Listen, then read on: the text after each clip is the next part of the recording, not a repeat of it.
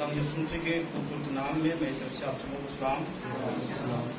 खुदावंद की शुक्रगुजारी हो आज फिर से खुदावंद की हज़ूरी में आने के लिए, खुदावंद के बड़े फजल, रहम और तरस के लिए जो खुदा ने मुझ पर, आप पर किया है, इस बात के लिए हम अपने खुदा की शुक्रगुजारी करते हैं। आमीन।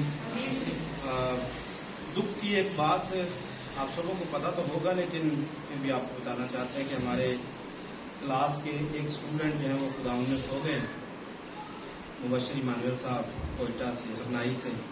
मैं चाहूँगा ये उनके लिए अपनी आंखों को बंद करेंगे, उनके लिए और उनके घराने के लिए हम खुदावंद के हुजूर दुआ करेंगे। कायनात के मालिक खुदावंद, बुजुर्ग आसमानी बाप, यीशु मसीह के नाम में खुदावंद हम तेरे हुजूर आते हैं और हम सब मिलकर खुदावंद तेरे हुजूर, खुदावंद अपने उस भाई के लिए, मुबशर इमानुएल के लिए, जो खुदावंद पाक खुदा तुझ में रहते हुए तुझ में सो गया है, खुदावंद उसके लिए तेरी शुक्रगुजारी करते हैं। और खुदावंद उसके जाने से जो खानदान के अंदर गम आया है, खुदावंद हम सब मिलकर खुदा उस गमज़दा खानदान के लिए तेरे हुजूर से तसल्ली की दुआ करते हैं। आसमानी खुदा अपने भाई नोरस के लिए, मोरस के लिए, सैमुएल के लिए, यूसुफ के लिए, खुदावंद उसकी बीवी के लिए, खुदा उसके बच्चों के लिए, भाई इमानुएल के, तेरे हुजूर से मिन्नत करते हैं खुदावंद सारे खानदान को तसल्ली अता कर, क्योंकि खुदावंद तसल्ली का, इत्मीनान का सरचश्मा तू ही है। हम सब मिलकर खुदा गमज़दा खानदान के लिए तेरे हुजूर से दुआ मांगते हैं। अपने लोगों को खुदा ब्लेस कर, बरकत दे, इत्मीनान दे, ताकि खुदावंद तेरे लोग तेरे कलाम में रहते हुए कह सके, खुदावंद ने दिया, खुदावंद ने लिया, खुदावंद का नाम मुबारक है। बेशक खुदावंद तू ही मुबारक है, हम तुझे मुबारक कहते हैं। यीशु मसीह के वसीला से हम ये दुआ मांगते हैं। आमीन। हालेलुया। सो आए बगैर टाइम ज़ाया किए हुए अपने टॉपिक की तरफ, स्टडी की तरफ आएंगे। कितने लोगों ने अभी तक याद किया है या पढ़ा है कि हमारा जो पहला टाइम चल रहा है, पहली क्लास में जो हवालाजात दिए गए हैं वो कहां से कहां तक है? पहले जो हवालाजात दिए गए हैं कहां से कहां तक हमने पढ़ने को कहा हुआ है? जी मुबशर साहब, कौन से हवालाजात हमने पढ़ने को बताया? की किताब के पहले 6 बाब से पैदाइश की किताब के पहले 6 बाब, यूहन्ना की इंजील का पहला बाब 18 आयत तक है, पहले बाब की 18वीं आयत तक, और यशायाह की किताब से 42 से आकर फिर ये भी कहा गया था कि सबने पढ़ने हैं। कितने हफ्ते हो चुके हैं?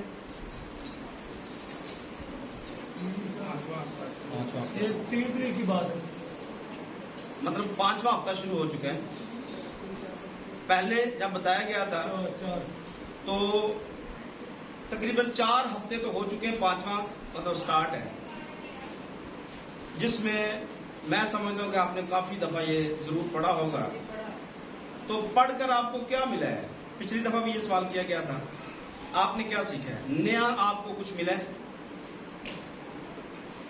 या नहीं मिला? क्योंकि आज हम आगे बढ़ने वाले हैं, आज वो बातें नहीं होंगी, थोड़ी आगे वाली बातें होंगी।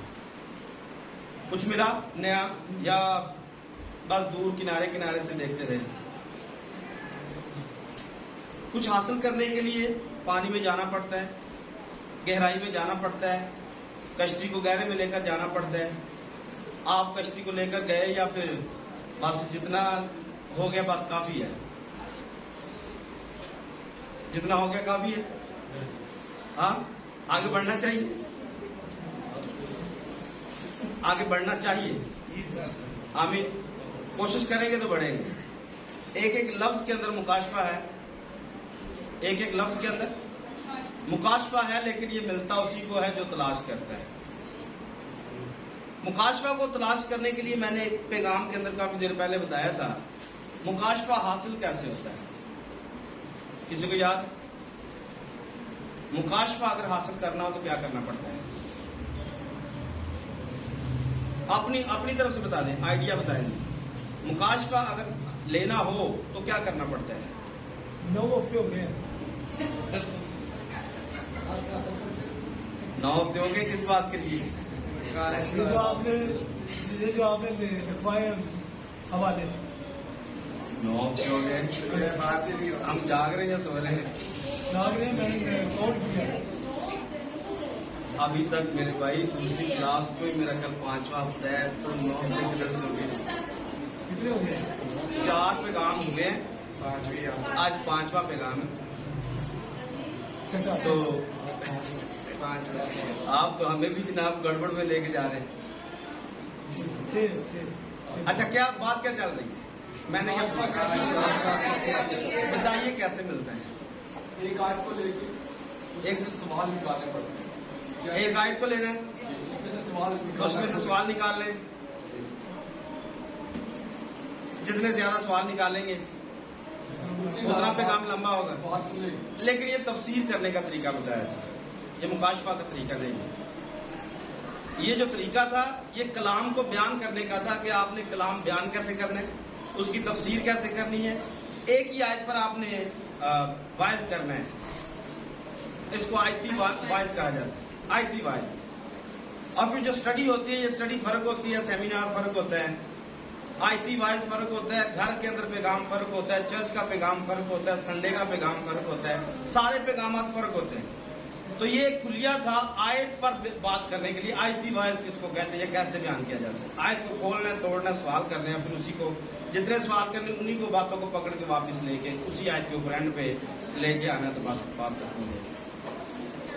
मुकाशफा हासिल करने के लिए आपको यूहन्ना से मिलना पड़ेगा या फिर आपको दानियल से मिलना पड़ेगा, क्योंकि पुराने अहदनामे के अंदर जो मुकाशफा है वो दानियल की किताब है, और नए अहदनामे के अंदर अगर मुकाशफा तो वो यूहन्ना का मुकाशफा है।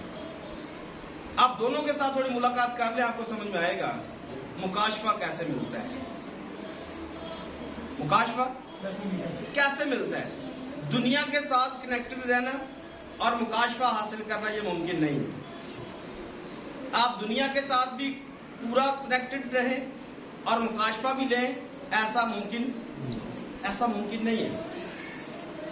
आप दुआ करें या ना करें और कहें कि हमें मुकाशफा मिल जाए, ऐसा मुमकिन नहीं है। आप बाइबल पढ़ें या ना पढ़ें, आप कहें कि हमें मुकाशफा मिल गया, तो ऐसा मुमकिन नहीं है। यूहन्ना आरिफ को जब आप पढ़ते हैं तो यूहन्ना आरिफ को जिस जमाने में, जिस वक्त में रखा गया था, उस वक्त कलीसिया को उसकी बड़ी जरूरत थी यूहन्ना की, क्योंकि सारे शगीर्द जो थे वो तकरीबन खत्म हो चुके थे। एक ही शगीर्द था, अकेला यूहन्ना। तो कलीसिया को इसकी अशद जरूरत थी और कलीसिया चाहती थी कि ये हमारे साथ रहे। एशिया कूचक की जो कलीसिया थी, सारी की सारी कलीसिया चाहती थी कि यूहन्ना हमारे साथ रहे, पर खुदा की ये मर्जी नहीं थी। खुदा यूहन्ना को वहां पर रखना नहीं चाहता था। क्या किया? वहां से उठाया और उठाकर उसे पतमस के, अब पतमस के कई मतलब हो सकते हैं, लेकिन जो हमारे मतलब काम में आने वाला मतलब है वो यही है, क्योंकि जो भी वहां पर जाता था वापिस, अब जो वहां पर जाता था वो सिर्फ मरता ही था, जिंदा भी वापस कभी वो आता तो वहां पर सिवाय खोपड़ियों के, सिवाय हड्डियों के कुछ भी नहीं था। या फिर दूसरी अगर कोई चीज थी तो वो सांप थे, वो बिच्छू थे। वहां पर कोई भी बाहर से आने वाली आवाज उसके कानों में नहीं आती थी। खुदा उसकी आवाज को सुनता है और वो खुदा की आवाज को सुनता है। तो मुकाशफा हासिल करने के लिए आपको दुनिया की बातों को बंद करना पड़ेगा, खुदा की आवाज को सुनना पड़ेगा। खुदा क्या कहता है? खुदा जो कहता है वो मैं सुनूं और जो मैं कहता हूं वो खुदा सुने। ये फॉर्मूला है मुकाशफा को हासिल करने का। और नंबर 2 पर भेजा कहां पर गया? सांपों के बीच में, बिच्छुओं के बीच में, और फिर वहां पर जहां पर हड्डियां रहती हैं। ऐसे ही ना, यूहन्ना को भेजा गया सांपों में और बिच्छुओं में। यीशु मसीह ने भी अपने शागिर्दों को भेजा, कहां पर? सांपों में, बिच्छुओं में। ऐसा है या नहीं? सांपों को कुचलो, इब्लीस की हर तरह की कुदरत पर गालिब हो। सांपों को कुचलना है, बिच्छुओं को कुचलना है। अगर तो हम सांपों को बिच्छुओं को कुचलने के चक्कर में हैं, फिर मुकाशफा मिल सकता है। तो अगर दोस्ती सांपों के साथ ही लगा ली है, दोस्ती बिच्छुओं के साथ लगा ली है, तो फिर मुकाशफा मिलने वाला भी है। मेरी बात आपको समझ में आई? हाँ, कैसे मुकाशफा हासिल कर सकते हैं? एक एक बात के अंदर मुकाशफा है। खुदाश की किताब सारी की सारी मुकाशफा की किताब है। आप किसी भी लफ्ज को उठाकर देखिए, आपको उसमें मुकाशफा मिलेगा, अगर आपकी नजर मुकाशफा वाली है। अब्राहम ने खुदा से दुआ की या गुफ्तगू की 15वें बाब में। क्या कह रहा था? खुदा कह रहा था कि मैं तेरी नस्ल को, पहले कहा जमीन के जर्रों की मानद करूंगा, अगर गिन सकता तो गिन ले। तो क्या कहता है? तू मुझे क्या देगा? हाँ, तू मुझे। तो इस बात के अंदर बात क्या थी? तू मुझे। जब अब्राहम ये कहता है कि तू मुझे क्या देगा, आपको क्या लगता है इसमें क्या उसने मांगा है? हाँ, तू मुझे क्या देगा? बात तो ये नजर आ रही है, तू मुझे। पर जिसके साथ बात चल रही थी उसे पता था कि ये क्या कह रहा है। हाँ, बात में जो बात है, लेकिन अब्राहम को नहीं समझ में आ रहा था कि खुदा मेरे साथ बात क्या कर रहा है।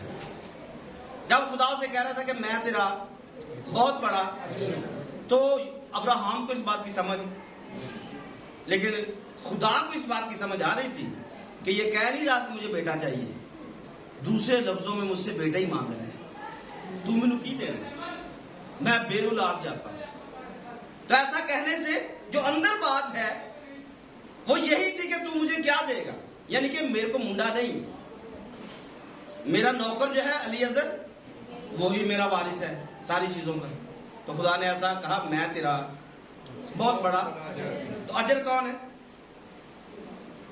ज़बूर की किताब में ऐसा हमने कई दफा पढ़ा, औलाद खुदावन की तरफ से और पेट का फल उसी की तरफ से। जो औलाद है वो खुदा की तरफ से अजर होता है। तो खुदा से क्या कह रहा था? मैं ही तो तेरा मुंडा। हाँ, लेकिन अब्राहम को समझ नहीं आ रही थी। तो मैं ये कह रहा हूं कि बात के अंदर बात मौजूद है, अगर आप पढ़ना चाहें, अगर आप सीखना चाहें। आमीन। ये मिलेगा कैसे? दुनिया से कनेक्शन कट करना पड़ेगा, खुदा की आवाज को अपने अंदर उतारना पड़ेगा। अगर आप खुदा की आवाज सुनने वाले हैं तो यकीनन आपको बहुत सारे मुकाशफात मिल जाएंगे इन्हीं 4-5 वर्गों के अंदर, जो पहले बाब के अंदर या छठे बाब तक हमने बताया हुआ। आमीन। लेकिन आज हम आगे बढ़ेंगे। आज के जो बाइबल स्टडी के रेफरेंस हैं वो छठे बाब की 9वीं आयत से शुरू होंगे, पैदाइश की किताब। क्योंकि जो पहले हमने पढ़ा था वो पैदाइश की किताब पहले बाब से छठे बाब की 8वीं आयत तक हमने बताया था। आज का जो रेफरेंस है वो छठे बाब की 9वीं आयत से लेकर 11वें बाब की 32, यानी कि 11वें बाब के एंड तक है। पैदाइश की किताब छठे बाब की 9वीं आयत से लेकर 11वें बाब की आखिरी आयत तक। साइफुल अंबिया में से यसाया की किताब 54 और 55 चैप्टर, 54 और 55 नंबर बाब। 55 बाब की पहली 5 आयत तक आपने पढ़ने, 54 नंबर बाब और 55 नंबर बाब। 55 बाब की पहली 5 आयत तक आपने पढ़ने। और इसके साथ साथ 2 हवाले नए अहदनामा से हैं, दोनों ही लिंक करते हैं। लूका की अंजील पहला बाब है और उसकी पहली 5वीं आयत से लेकर 80 नंबर आयत तक आप इसको पढ़ सकते हैं। लूका पहला बाब 5वीं आयत से लेकर 80 नंबर आयत तक आप पढ़ सकते हैं। और फिर मत्ती की अंजील 24 नंबर बाब और उसकी 36 नंबर आयत से लेकर 46 आयत तक आप पढ़ सकते हैं। ये एक एक्स्ट्रा हवाला दिया मैंने मत्ती की अंजील 24 बाब वाला, क्योंकि ये भी इसके साथ लिंक करता है। 24 बाब 36 नंबर आयत से लेकर 46 नंबर आयत तक। अब इसको पूरे हफ्ते में पढ़ सकते हैं। ये पूरे हफ्ते के लिए स्टडी है। आप पढ़ेंगे तो आपको इसमें भी बहुत सारी चीजें मिलेंगी, नजर आएंगी। अगर आप इसको वाकई सीखना चाहते हैं, आप वाकई अगर बाइबल को पढ़ना चाहते हैं, जानना चाहते हैं, तो बेशुमार बातें आपको इसी बाइबल स्टडी के अंदर पूरे हफ्ते में नजर आएंगी और आप अपनी तरफ से खुद अपने मजमून बना सकते हैं। कोशिश करें, आपको बड़े मजमून मिलेंगे। मेरी बात समझ आए आपको आ रही या नहीं? कोशिश करेंगे आप मजमून तैयार करने की या नहीं? कोशिश करेंगे, क्योंकि पहले जो हमने बताया है उसमें भी बेशुमार मजमून आप तैयार कर सकते हैं, इसमें भी आप बेशुमार तैयार कर सकते हैं। लेकिन ये आपकी दौड़ है, आप कितना तैयार करते हैं। आइए मेरे साथ देखिए, 6ठे बाब की यूं तो हमने नाविया से पढ़ने, लेकिन कुछ बातें पीछे लिखी हुई हैं। यहां पर 3री आयत से, 6ठे बाब की 3री आयत से, कोई भी बुलंद आवाज से पढ़े। खुदावंद के जिंदगी बख्श कलाम में भी रकम है, तब खुदावंद ने कहा कि मेरी रूह इंसान के साथ हमेशा मुज़ाहमत ना करती रहेगी। खुदावंद ने कहा मेरी रूह इंसान के साथ हमेशा मुज़ाहमत ना करती रहेगी, क्योंकि वो भी तो बशर है, वो भी तो बशर है। तो भी उसकी उम्र 120 वर्ष की हो। तो भी उसकी उम्र 120 वर्ष की हो। उन दिनों में जमीन पर जब्बार थे, उन दिनों में जमीन पर जब्बार थे, और बाद में जब खुदा के बेटे इंसान की बेटियों के पास गए जी, तो उनके लिए उनसे औलाद हुई, उनसे उनके लिए औलाद पैदा हुई। अब यहाँ पर जो सीखने वाली बात है, यूं तो पहले भी इसको बताया हुआ है, लेकिन फिर भी क्योंकि बाइबल स्टडी का हिस्सा है, 120 जो साल हैं जो यहाँ पर लिखे हुए हैं, ये मुज़ाहमत करने के लिए लिखे हुए हैं कि मेरी रूह इंसान के साथ हमेशा मुज़ाहमत ना करती रहेगी। अब मुज़ाहमत के जो लुग़वी मायने वो क्या है? किसी चीज के आगे रुकावट डालना, रोकना।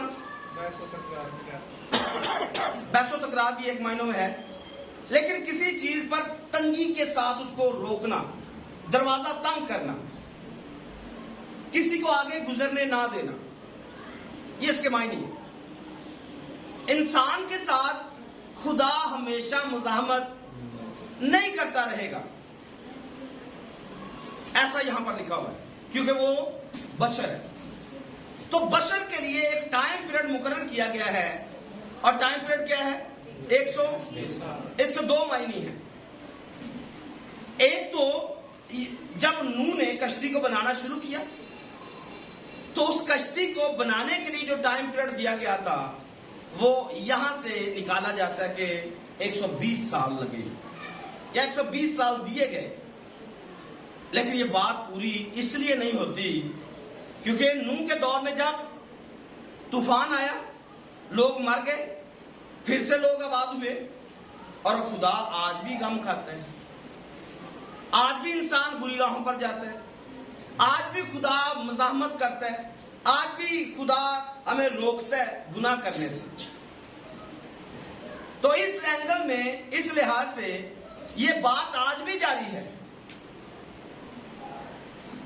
वहां पर अगर आप समझे कि कश्ती बन गई थी और कश्ती बनने के बाद बात खत्म हो गई है, तो ऐसा नहीं था। फिर इसको दूसरे नंबर पर आप देख सकते हैं कि ये जो साल यहां पर अकाउंट किए गए हैं या बताए गए हैं मुज़ाहमत करने के हिसाब से, तो इसको हम युबली साल के साथ अकाउंट करते हैं। एक साल 50 साल का जब आप अकाउंट करेंगे, यानी कि युबली जो साल आता है 49 साल के बाद 50वां साल, तो 50वें साल को जब आप 1 साल मानेंगे, तसव्वुर करेंगे, तो फिर उसको 120 के साथ जब ऑब्जर्व करते हैं, फिर आपको एक टाइम पीरियड समझ में आता है, और वो टाइम 6000 साल है। 120 को जब ऑब्जर्व करके 50 के साथ करेंगे तो आपके पास 6000 साल का टाइम आता है। बनी नौ इंसान को जो टाइम पीरियड दिया गया है कि खुदा जिसमें कहता है कि बशर के साथ मैं हमेशा मुजाहमत नहीं करता रहूंगा, इसको मैं खत्म कर दूंगा निजाम को। तो पूरे निजाम को खत्म करने के लिए, इसको बंद करने के लिए जो बनी नौ इंसान को टाइम पीरियड दिया गया है वो 6000 साल टाइम दिया गया है। तो जो मौजूदा कैलेंडर इब्रानी कैलेंडर है उसके मुताबिक आज जिस जमाने में आप इस बात को सुन रहे हैं 5782 साल शुरू है। तो आप समझिए कि हमारे पास टाइम इस नबूवत के मुताबिक जो यहां पर 30वीं आयत में लिखी गई है, हमारे पास वक्त कितना है। लोगों के लिए तो बहुत सारा वक्त हो सकता है, क्योंकि जिसको समझ नहीं है, जो सोचना नहीं चाहता, जो सीखना नहीं चाहता, या जो आसमान की बादशाह में जाना नहीं चाहता, उसके लिए तो शायद बहुत ज्यादा टाइम हो सकता है। लेकिन हमारे लिए कोई टाइम नहीं है, क्योंकि हम वक्त के बिल्कुल आखिर पर खड़े हो चुके हैं। और इसको समझने के लिए मत्ती के इंजील का जो मैंने रेफरेंस दिया है उसको भी आप समझिएगा कि जैसा यहां पर हुआ नूह के दिनों में हुआ है, वैसा ही इब्ने आदम के दिनों में भी होने वाला है। तो इसको, ये तो हमारे लिए आसानी भी हुई क्योंकि हमने पिछले दिनों इस पर सेमिनार भी किया, आखिरी जमाने के निशानात के तलब से। आप उसको इसके साथ पूरे को लिंक करके देखिए, आपको आज की स्टडी उस सेमिनार के अंदर नजर आ जाएगी। आखिरी जमाने के जो निशानात हैं वो आज भी पूरे होंगे, नूह के दौर में भी पूरे होंगे। तो जो कुछ वहां पर हुआ है आज के जमाने में हमारी आंखों के सामने हो रहे हैं। आमीन। तो यहां पर जो टाइम पीरियड है, पहले नंबर पर टाइम पीरियड बनी नौ इंसान के लिए 6000 साल है। और जब हम पहले बाब को पढ़ते तो वहां पर भी खुदा ने 6 दिन में काम किया है। आमीन।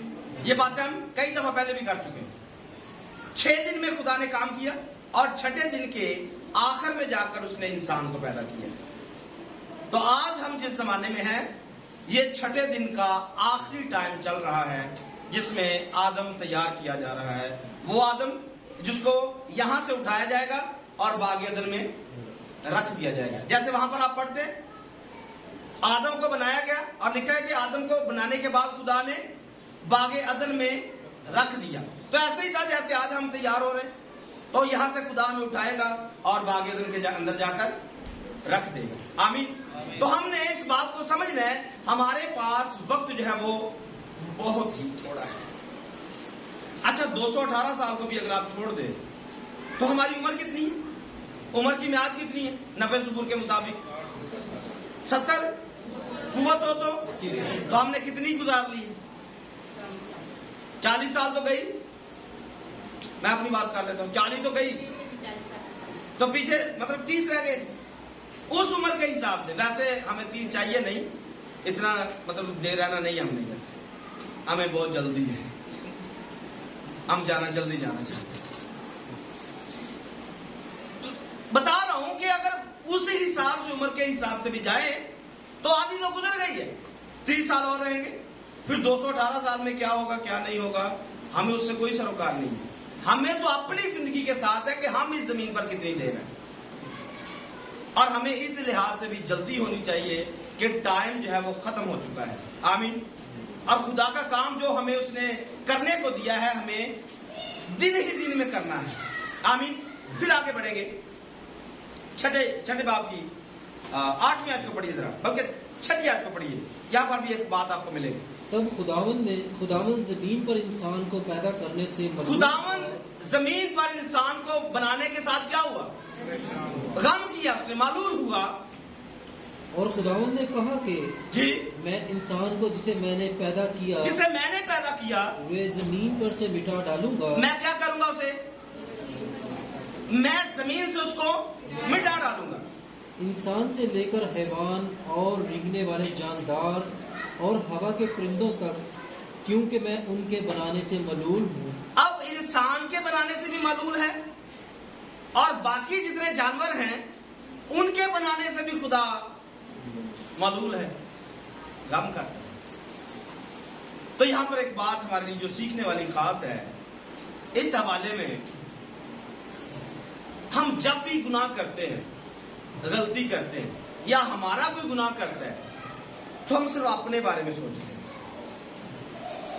उसने मेरा गुनाह किया है, उसे मुझसे माफी मांगनी चाहिए, या फिर मेरा गुनाह किया, मैंने उसके साथ बोलना नहीं। तो इस सारे निजाम के अंदर खुदा पर क्या गुजरती है? हाँ, हमारे गुनाह करने से खुदा पर क्या गुजरती है? खुदा ने कितनी एफर्ट की है?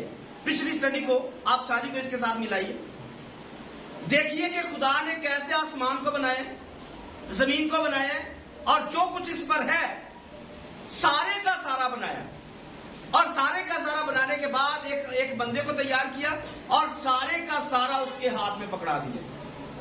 ये तेरा है, तू इस पर इख्तियार रख, इस पर हुकूमत कर, ये सब तेरे हाथ में है। लेकिन एक मददगार भी साथ में दे दिया, अगर तू थक जाता तो ये तेरी मदद करेगा। लेकिन एंड पे हुआ क्या?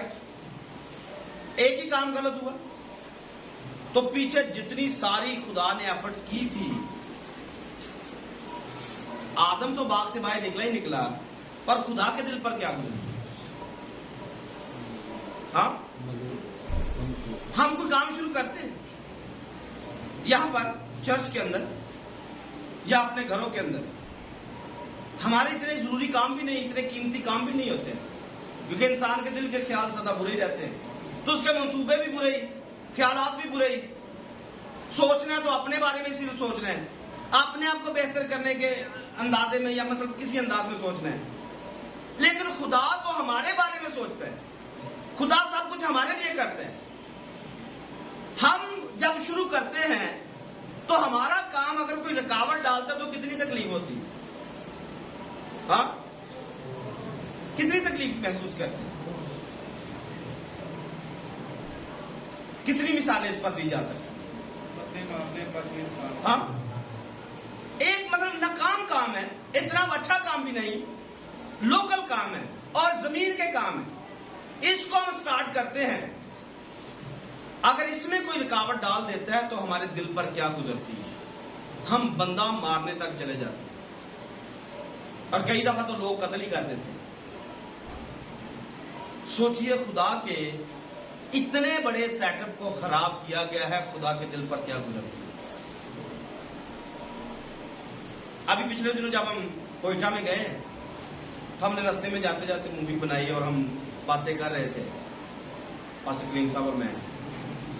कितना आसान है ये कह देना कि खुदा ने इब्तिदा में ज़मीन और आसमान को पैदा किया, कितना आसान है। पर जब आप उसकी कारागरी पर गौर करते हैं, आपकी सोच हैरत दंग रह जाती है। इतने इतने बड़े पत्थर कहां से खुदा ने निकाले, इतने इतने बड़े पहाड़, और पहाड़ों के अंदर से साफ सुथरा पानी, हाँ, कहां से आ रहा है? फिर इतने रंग बिरंगे जानवर, परिंदे, मछलियां, ये कहां से आ रहे हैं? कौन बना रहा है? और फिर इनको खुराक कौन दे रहे हैं?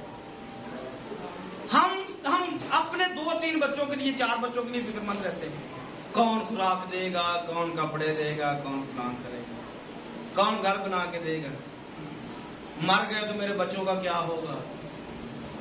तो सोचिए, इतना बड़ा प्रोग्राम, इतना बड़ा सेटअप किसने बनाया? खुदा ने बनाया। तो इतने बड़े सेटअप को कोई अगर खराब कर देता है, खुदा के दिल पर क्या गुजरती है? आदम हवा ने तो सिर्फ यही सोचा होगा ना कि पहले हम सुकून के अंदर थे, अब हम दुख के अंदर आ गए। लेकिन पीछे खुदा के निजाम पर क्या गुजरा, शायद इसके बारे में किसी के पास वक्त नहीं है। कि जब हम किसी को गाली देते हैं, आज के जमाने की बात कर, गाली देते हैं, हम बुग़्ज़ रखते हैं, हम नफरत दिखाते हैं, तो किससे दिखा रहे हैं? हाँ, यूं तो बाजार जो सामने बंदा बैठा उसको कह रहे हैं। ऐसा करने से खुदा पर क्या गुजरती है, कभी ये नहीं सोचा है। क्योंकि हम सब जितने भी यहां पर हैं, हम सब के सब खुदा के बच्चे हैं, सब के सब खुदा की मखलूक है। तारीकी का मौजब वही है, नूर को बनाने वाला, तरीकी को बनाने वाला, शरीरों को एक खास मकसद के लिए पैदा करने वाला वही है। सब कुछ का खालिक एक ही है। आमीन। क्यों बनाया, ये हमारे पास सोचने के लिए वक्त नहीं है। हमें क्यों खुदा अपनी हजूरी में लेके आता है, इसके लिए सोचने का वक्त नहीं है। हमें खुदा ऊपर क्यों लेके आता है, इसके लिए सोचने का वक्त नहीं है। हम दुनिया में खास क्यों बनते हैं, इसके लिए सोचने का वक्त नहीं है। खुदा ने हमें खादम क्यों बनाया है, शायद इसके लिए सोचने का हमारे पास वक्त नहीं है। क्योंकि इंसान सिर्फ अपने तक रहता है, या फिर बड़ी कोशिश करेगा अपने बीवी बच्चों तक रहता है। आमीन। ऐसा ही है, हम सिर्फ अपने बारे में सोचते हैं। इस खुदा के दिल पर क्या गुजरी है कि इतना बड़ा सेटअप लगाकर वो परेशान हो गया है, वो गम खाता है। और अगर गम खाने की, अगर आप, जो मैंने अपने उस्ताद से सीखे, हरून खान साहब से, उनकी बात कर रहा हूं। खुदा रोता है, हिचकियां ले लेके खुदा रोता है। मैंने क्या किया और इंसान ने मेरे साथ क्या किया। क्योंकि जब प्रॉब्लम हुई है, एक गुनाह ने क्या किया है, कहां कहां तक खराबी पैदा की। नीचे, जमीन के नीचे के इलाके में पानियों के अंदर खराबी हुई है, जमीन के ऊपर वाले हिस्से में खराबी हुई है, खुदा के बाग के अंदर खराबी हुई है, इंसान की जो ये बॉडी है इसके अंदर खराबी हुई है, खुदा और इंसान की जो दरमियानी मुलाकात है इसके अंदर खराबी हुई है। खुदा का पूरा सेटअप निजाम जो है ये तबाह करके रख दिया है। खुदा क्यों ना परेशान, खुदा की चीखें निकली इस बात के लिए। खुदा रोए। आज भी जब हम गुनाह करते हैं तो खुदा रोता है, खुदा दुख करता है। मैंने इनके लिए क्या कुछ नहीं किया। ये साया का रेफरेंस आप नोट कर सकते हैं, सिर्फ 5वां बाब। मैंने क्या कुछ नहीं किया। अच्छी से अच्छी ताक लगाई है, जंगली अंगूर कहां से आए। ये पहले आप 6-7 याद पढ़ सकते हैं। खुदा ने हमारे लिए क्या कुछ नहीं किया है, या वो क्या कुछ नहीं करता है, और हम एक ही लम्हे के अंदर खुदा के बने बनाए निजाम को बिगाड़ के रख देते हैं। मैं खादम पादरी साहब की बात कर लें, वो यहां पर खादम है। अगर यहां पर उनके निजाम को जो खुदा ने उनको दिया है, अगर कोई इसमें डंडी मारता है, खराब करता है, क्या दिल पे गुजरती है? हाँ, कुछ होता है ना, दिल में कुछ होता है, क्योंकि निजाम को खराब किया जा रहा है। तो ये तो एक छोटा सा सेटअप है, 10, 20, 40, 50, 100 खानदान हो, कितने खानदान, 100 खानदान हो, एक 100 खानदान का सेटअप है। लेकिन पूरी दुनिया का सेटअप ही अगर कोई खराब कर दे, उसके दिल पर क्या गुजरता है? खुदा मालूल होता है, गम खाता है। और फिर इसको छठी मोहर के अंदर भी हमने, छठी मोहर और 5वीं मोहर के बीच वाले हिस्से में हमने इसको बयान किया हुआ है। लोग क्या करते हैं, मुकद्दसीन क्या कर रहे हैं, दुआएं क्या मांगते हैं, हमारा तो इंसाफ करवाना क्या चाहते हैं, बदला लो। इंसाफ क्या करवाना चाहते हैं, इन्हों मार, यही है ना। और फिर जैसे छठी मोहर खुलती है, भूचाल आ जाता है, खुदा गुस्से में आ जाता है, कहर से भर जाता है। तो कहर में भरा किसने? हाँ, हम ही मुकद्दसीन नहीं सोचते दुआ करते हुए कि जब हम ये कहेंगे कि तेरा बेड़ा गर्क हो जाए, खुदा के दिल पर क्या गुजरता है? हाँ, क्या गुजरती है खुदा के दिल पर, इसका तो बेड़ा गर्क हो ही जाएगा। लेकिन इसका बेड़ा गर्क करने के और मेरी दुआ के इस पूरे मामले में खुदा के दिल पर क्या गुजरी है? मैं मुकद्दस कैसे बना? आप मुकद्दस कैसे बने? क्या कोई इंसान इस काबिल है कि वो खुदा का खादिम हो सकता है? कोई इस काबिल है कि कोई हम एक म्यार रख ले कि बंदा 100% सेट होगा फिर वही खादिम होगा?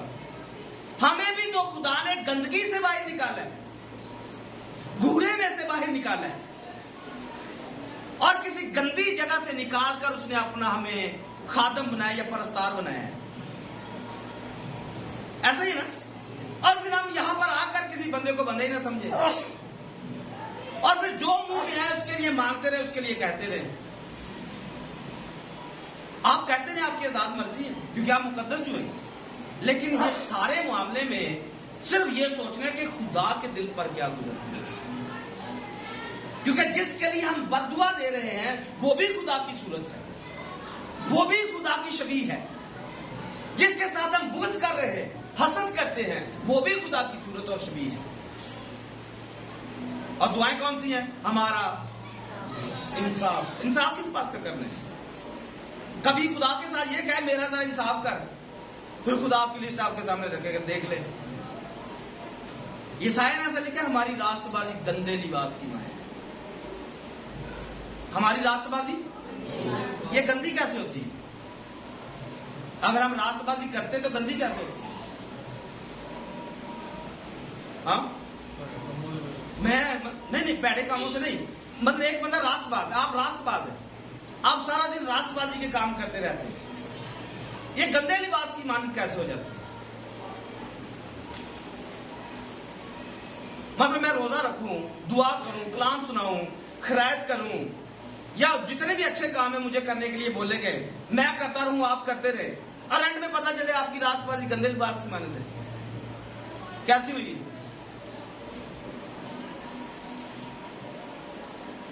हाँ, कुछ तो बताइए, कोई अपनी राय दे। सब कुछ हम ठीक कर रहे हैं अपनी तरफ से, सब कुछ ठीक करते हैं, ये गंदी कैसे हो जाती है? तो मुझे जो समझ में आता है वो यही है कि अपने रास्तबाजी के काम लोगों को दिखाने के लिए, जब रास्तबाजी भी हम करते हो और लोगों को दिखाकर करते हो, तो ये गंदे लिबास की माने।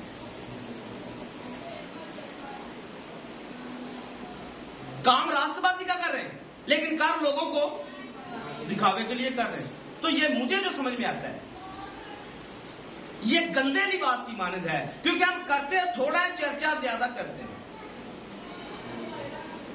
हाँ, करना थोड़ा है लेकिन चर्चा ज्यादा करना है, और जब चर्चा ज्यादा करना है तो ये गंदे लिबास की तरह रास्तबाजी। तो फिर ये भी लिखा हुआ है, वो अपना अजर, जब आपको लाइक और शेयर मिल गए तो आपने अपना अजर पा लिए। हाँ, जब आपको लाइक मिल गया तो यही आपका अजर है। वाह जी वाह, very good, very nice, God bless you. इसके अलावा आपका आसमान पर कोई भी अजर नहीं है। कैसा लग रहा है? हमारी रास्तबाजी का म्यार क्या है? एक हाथ में देना है और दूसरे को, तो ये कौन कर रहे हैं? कौन कर रहे हैं? कितने कर रहे हैं? शायद होंगे, ऐसा नहीं है कि कोई नहीं है, ऐसे होंगे बेशुमार खुदा ने दुनिया में रखे हैं लोग। लेकिन हम सिर्फ इस बात को समझ रहे हैं कि हमारी रास्तबाजी भी इतनी अच्छी नहीं है। हम रास्तबाजी भी कई दफा अपने आप को प्रमोट करने के लिए करते हैं, अपने आप को ऊंचा करने के लिए करते हैं, लेकिन ये सारे सेटअप के अंदर खुदा ने आपको मुआफ करके इस जगह पर खड़ा किया हुआ है। हमारी सारी बातों को बर्दाश्त करके ही खुदा ने यहां पर हमें खड़ा किया हुआ है, और यहां पर खड़े होकर हम किसी को कहे तेरा बेड़ा गर्क हो जाए, खुदा के दिल पर क्या गुजरती है कि बेड़ा गर्क तो तेरा भी होना था, तुझे मैंने मुआफ करके यहां पर खड़ा किया हुआ। हाँ, हम सब की बात कर रहा हूं, जितने भी यहां पर हैं, जितने यहां पर सुनेंगे, हम सबको खुदा ने मुआफ करके ही अपने मकाम पर खड़ा किया हुआ। तो फिर हमें अपनी दुआओं को दुरुस्त करना है। दुआ करनी क्या है? खुदा हमारा इंसाफ कर। तो इंसाफ किस बात का करना है? अगर कोई इंसाफ के तराजू में तोलने की कोशिश करेगा तो खुदा का कलाम ऊपर जाएगा, हम नीचे ही जाएंगे। जब जब हम तोले जाते हैं, हम सोचिए यहां पर हम कलाम सुनते हुए क्या कलाम नीचे निकल जाता है, हम ऊपर चढ़ जाते हैं। कलाम हमेशा ऊपर रहता है, हम हमेशा कम में निकलते हैं। तो सोचिए अगर यहां पर अभी की अभी अदालत चल रही है तो हम तो आज भी कम है। इंसाफ किस बात का करवाना है? हमने माफ करना है। हमने खुदा के दिल पर क्या गुजरती है उसको भी देखना है, क्योंकि यहां पर खुदा मालूल हुआ है। खुदा ने दिल में गम खाया है। और जब नूह के दौर वाले वैसे हालात होंगे तो उससे पहले खुदा गमगीन होगा, क्योंकि गम में आकर, दुख में आकर ही खुदा दुनिया को तहस नहस करेगा। बर्दाश्त करते करते कितनी देर बर्दाश्त करेगा? वहां पर 120 साल बर्दाश्त किया। आज के जमाने में 120 जुबली साल यानी कि 6000 साल बर्दाश्त करेगा, उसके बाद इसको एंड कर देगा। तो हमने इस वक्त में जो हमारे पास थोड़ा सा वक्त है, हमने अपनी तरफ से खुदा को गुस्सा नहीं दिलाना। एक तो हम गुनाह करेंगे, खुदा के कलाम से वैसे गिरेंगे, लेकिन हमारे गुनाह करने से खुदा के दिल पर क्या गुजरेगी शायद हमने कभी नहीं सोचा। लेकिन आज के पैगाम के बाद हमने सोचना है कि हमने अपनी तरफ से खुदा को दुख नहीं देना है। आमीन। फिर आगे बढ़ेंगे। नाम ऐसे बल्कि 8वीं आयत भी खड़ी बड़ी खास है कि खुदा नूह जो है वो खुदा उनकी नजर में मकबूल हुआ है। और इसका एक और तर्जमा भी मैंने पढ़ा हुआ है जिसमें लिखा हुआ है कि नूह पर खुदा का फजल हुआ है। जो मकबूल होना है ये खुदा का उस पर फजल है कि फजल की वजह से वो मकबूल ठहरा है। आमीन। आगे पढ़िए। नूह का नसबनामा ये है जी। नूह मर्द रास्तबाज और अपने जमाना के लोगों में बेऐब था और नूह खुदा के साथ साथ साथ चलता रहा। अब दो चीजें यहाँ पर भी पाई जाती हैं। 8वीं आयत में लिखा है कि नूह खुदावन की नजर में मकबूल हुआ, और 9वीं आयत में लिखा है नूह खुदा के। अब दो लफ्ज यहाँ पर भी पाए जाते हैं, खुदा और खुदावन। खुदा फर्क है, खुदावन। इसको इंग्लिश जुबान में जब आप देखते हैं तो ये दो मुख्तलिफ लफ्ज अदा करते हैं। खुदा मतलब गॉड है और खुदावन लॉर्ड है। जब खुदा की बात करते हैं तो इब्रानी में ये एलोहीम है। खुदा जो है एलोहीम है। और जब हम खुदावन की बात करते हैं तो ये याहवे है, युद्ध है, वाव है। याहवे या खुदावंद रहम करने वाला है। पर जब एलोहीम की बात करते हैं तो एलोहीम खुदा इंसाफ करने वाला है। ये फर्क है खुदा में और खुदावंद में। खुदा एलोहीम इंसाफ करने वाला, खुदावंद युद्ध है, वाव है, यानी कि यहोवा रहम करने वाला, तरस करने वाला। तो खुदा जो है, जो खुदा इंसाफ करता है, खुदावंद रहम करता है। तो रहम से आप देखते हैं कि नूह जो है वो मकबूल ठहरा है रहम की वजह से, तरस की वजह से। खुदा ने रहम किया, तरस किया। लेकिन उसके साथ साथ खुदा ने इस बात को भी देखा है कि नूह जो है वो खुदा के साथ साथ चलता है। रहम या फजल ऐसे नहीं होता है आप खुदा की बात ही ना माने और ऊपर से कहे कि हम पर फजल हो जाए, रहम हो जाए, ऐसा मुश्किल होता है। आपको बात मानना ही पड़ती है। और यहां पर हम पढ़ते हैं कि नूह जो है वो खुदा के साथ साथ चलता है। और साथ साथ चलने का मतलब एक जुमला, मतलब जैसे हम वॉक करते हैं तो वॉक के दरमियान आप इस बात को समझ सकते हैं। आप चल रहे हैं, दो बंदे इकट्ठे चल रहे हैं और दोनों की स्पीड में अगर मतलब दोनों की 10 की स्पीड होगी तो इकट्ठे चलेंगे, या दोनों की 100 की स्पीड होगी तो इकट्ठे चलेंगे। लेकिन अगर एक की 10 की स्पीड है और एक 5 पे जा रहा है तो क्या इकट्ठे चल रहे हैं? आगे पीछे हो जाएंगे। थोड़ी ही देर में 100 मील अगर सफर करना है तो वो 10 स्पीड वाला 100 मील कर लेगा तो आप 50 पे अटके हुए होंगे। तो ये खुदा के साथ साथ चलना नहीं है। हम किस स्पीड से चलते हैं? साथ साथ चलने का मतलब, खुदा ने कहा झूठ नहीं बोलना, तो हमने नहीं बोलना। अगर कहेंगे खुदा कहता है जी आपने हरामकारी नहीं करनी, इस बात को मान लिया, लेकिन झूठ बोलना नहीं छोड़ा, तो खुदा फिर आगे निकल गए और हम ऐसे बंदे पर कितना रहम होने वाला है? हाँ, कितना रहम इस पर होगा? हमें खुदा के साथ साथ चलने हैं, क्योंकि वो इंसाफ करने वाला खुदा है, वो आदल मुंसिफ है। और एक आदल मुंसिफ होते हुए उसको समझना ही पड़ेगा कि उसकी रिक्वायरमेंट क्या है, और अगर रिक्वायरमेंट उसकी 100% है तो हमें 100 ही चलना है, अगर 50 है तो हमें 50 चलना है। अगर हम उसकी रिक्वायरमेंट को पूरा नहीं करते तो शायद हमारा अंजाम फिर वो कश्ती के अंदर वाला नहीं, कश्ती के बाहर वाला होगा। आमीन। अगर हम खुदा के साथ साथ नहीं चलते तो फिर हमारा अंजाम कश्ती में नहीं जाएंगे, कश्ती से बाहर रह जाएंगे। आमीन।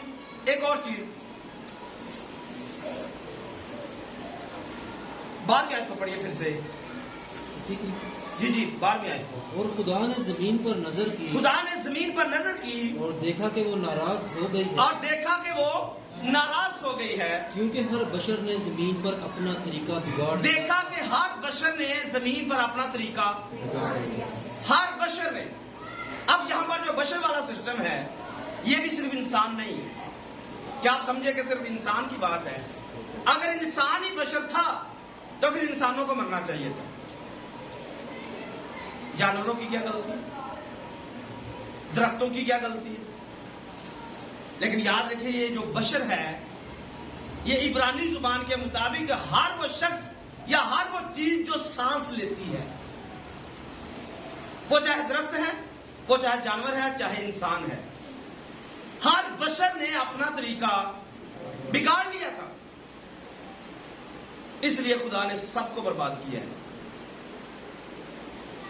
तरीका बिगाड़ा कैसे? ये इंसान ही था जो सब कुछ तबाह करने वाला है।